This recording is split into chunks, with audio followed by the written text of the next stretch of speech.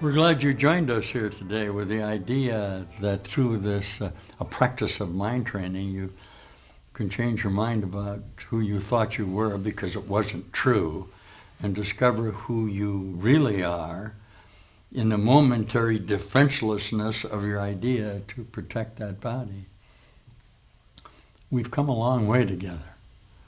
Those of you who perhaps have been watching these videos or even practicing the idea within your own mind in the declaration of this mind training that there is no world, that this little conceptual dark form was nothing but a projection of your own mind, and in reality it doesn't exist. And you have learned to protect yourself in your own mind by giving away your own thoughts. And at the moment of the extension of your mind in this practice, you have felt the joy of the realization. Say to me, self-certainty, a discovery within your own mind of who you really are. You want to share this with me? Because this lesson for today, which follows the one of yesterday, of the last lesson, we say, why wait for heaven? Heaven is shining in you now.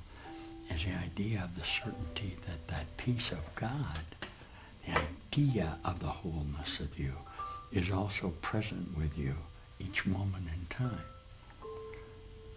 And that's the offering that I'm giving you in a moment of conversion, of light form, that will show you a union, first based on purpose of why you're here. It's a decision within your own conceptual mind to seek and find an alternative, not contained within the limitations of your conceptual ideas about yourself. A certainty of true self that has always been available to you, but which you have denied for your need to retain that identity of who you thought you were. Now you're here with me, and you're watching this video, and you're watching it in the particulars of the organization of your own idea about yourself and how the world views you in its aggregation of the containment of yourself. And I'm offering you a solution contained within you that is not of this world, but rather the particulars of the conversion from time to eternity that has always been available to you. But heretofore were not acceptable, but now have become acceptable, have they?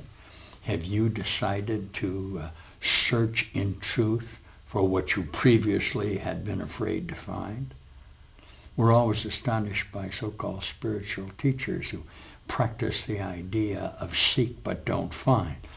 Any reasonable mind could look at the certainty that if you really wanted to exercise within your own mind the certainty of who you must be, it would be available to you. So we had to reach some sort of fundamental conclusion that you actually didn't want to find what you were searching for.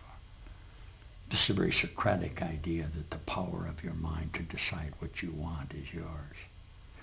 Let's go back just for a moment and review lesson 188 that says, why wait for heaven? All around you is shining that bright light, and it's become available to you now because you've entered an aggregation of time where the conversion is evident to you.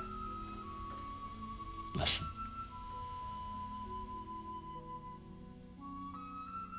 Why wait for heaven? Those who seek the light are merely covering their eyes. The light is in them now. Are you listening? Enlightenment is but a recognition, not a change at all. Light is not of the world, yet you who bear the light in you are alien here as well. The light came with you from your native home and stayed with you because it is your own.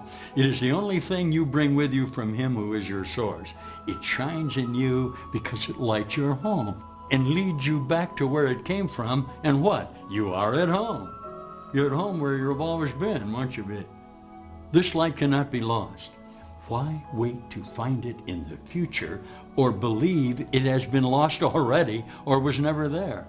It can so easily be looked upon that arguments which prove it is not there become ridiculous. Who can deny the presence of what he beholds in him? It is not difficult to look within, for there all vision starts. There is no sight, be it of dreams or from a truer source, that is not but the shadow of the seen through inward vision. There perception starts, and there it ends. It has no source but this. The peace of God is shining in you now, and from your heart extends around the world. It pauses to caress each living thing and leaves a blessing with it that remains forever and forever. What it gives must be eternal. It removes all thoughts of the ephemeral and valueless. It brings renewal to all tired hearts and lights all vision as it passes by. All of its gifts are given everyone, and everyone unites in giving thanks to you who give and you who have received. The shining in your mind reminds the world of what it has forgotten, and the world restores the memory to you as well. From you, salvation radiates with gifts beyond all measure, given and returned. To you, the giver of the gift, does God himself give thanks, and in his blessing does the light in you shine brighter, adding to the gifts you have to offer to the world. Listen, the peace of God can never be contained. Who recognizes it within himself must give it, and the means for giving it are in his understanding. He forgives because he recognizes the truth in him. The peace of God is shining in you now and in all living things. In quietness is it acknowledged universally. For what your inward vision looks upon is your perception of the universe.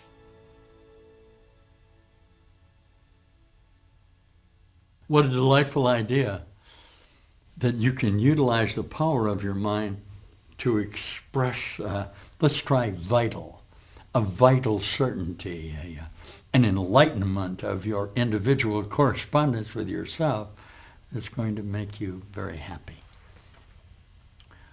What will occur, and has occurred for many of us, and is certainly a part of this procedure, is you look at the world in a new light of the discovery of you, and you actually begin to laugh at the joke that you would actually occupy that body and be separate from the reality of what you are.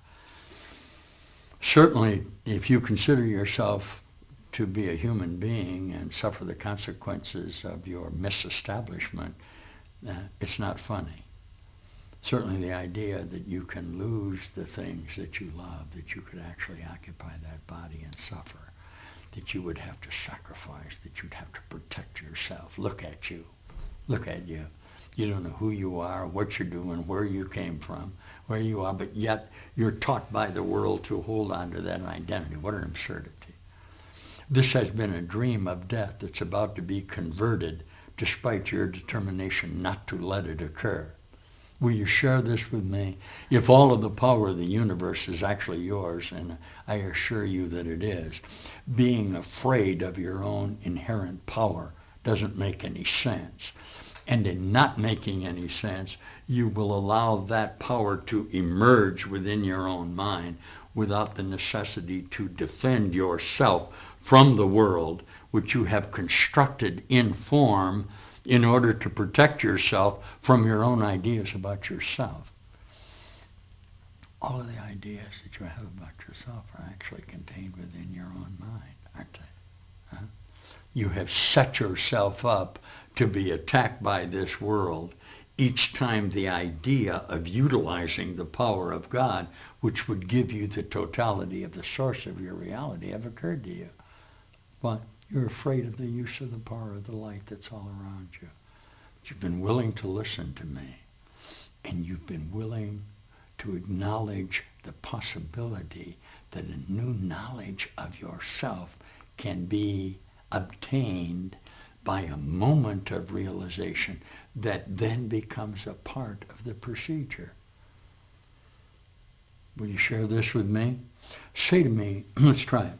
Say to me, this world is an invention of my mind.